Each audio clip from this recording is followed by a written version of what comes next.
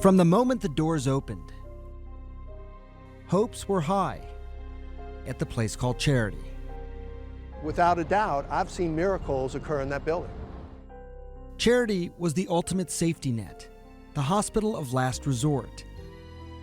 It was built to serve the poor and uninsured in New Orleans, and it had never, ever shut its doors, not since it opened nearly 300 years ago, until Katrina. This is what it's like in downtown New Orleans right now. The doctors you're about to meet were all there that day. But still, at first, it seemed the place where miracles happen had survived. So a little bit of a sigh of relief the next day. You weathered the storm. No, I'll tell you how much of a sigh of relief. So we all got out, we walked the hospital grounds, walked over to the Superdome, walked over to the Hyatt Hotel, and said, okay, we have this. But then, the levee that was holding back water from Lake Pontchartrain failed. It's dumping water now into the downtown and French Quarter areas.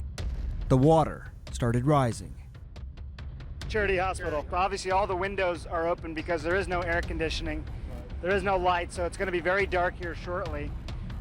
Well, as you can see, the last time I came to this entrance at Charity, I came by boat. There was so much water, 5 to 6 feet in locations. Hardly anyone was getting into the hospital, and even fewer were getting out. I went through those doors, and what I saw after that is something I'll never forget. No food, no power, no way out. For days, this charity hospital was forgotten. Not a miracle in sight. I need you. You need me. We're all a part of God's body.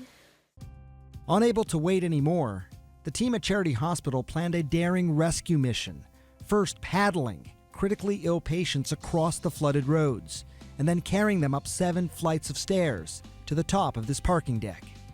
We are their only hope, and we are trying as hard as we can to get them some help.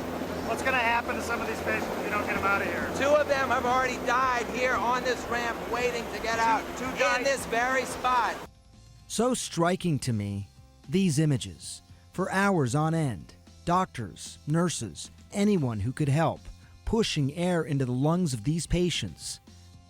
Patients' lives literally in their hands, over and over again, squeezing.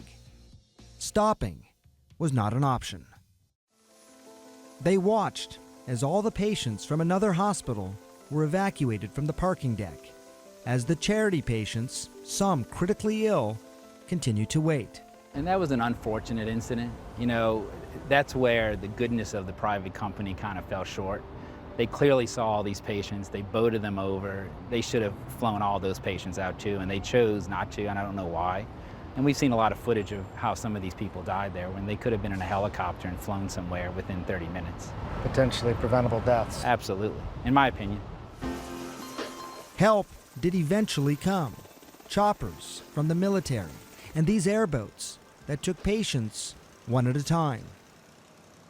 Nearly a week after Hurricane Katrina first hit, the last patient was finally evacuated.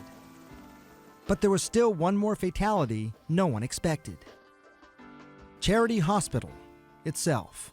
One of the biggest controversies to emerge after Hurricane Katrina is what would happen to this building over here, Charity Hospital. Would it reopen, or would the doors remain closed? This is Charity today. Overgrown with weeds, in disrepair, damaged, broken. Hundreds of thousands of patients no longer had the safety net. Katrina had killed the place where miracles happen. I mean, we had to recreate our lives just to deliver health care, and delivering health care in parking lots afterwards, delivering health care in tents at the U.S. Naval Ship Comfort, to deliver health care in a convention center, and then to move that to a department store, all within tents, for years afterwards. So that's not normal, nor is it, I mean, that's kind of third world medicine in a first world country. It took 10 years, but there is finally some relief. A brand new billion-dollar mega hospital, with 60 beds set aside for the mentally ill. The University Medical Center seems a lifetime away from charity, no longer a refuge for the poor and uninsured. Sparkling clean, thick with technology, and reinforced windows and steel to withstand a future Katrina. You won't find the name charity anymore around here. That is gone forever. Just a plaque, a reminder of what once was. But they are hoping that this is still a place where miracles happen.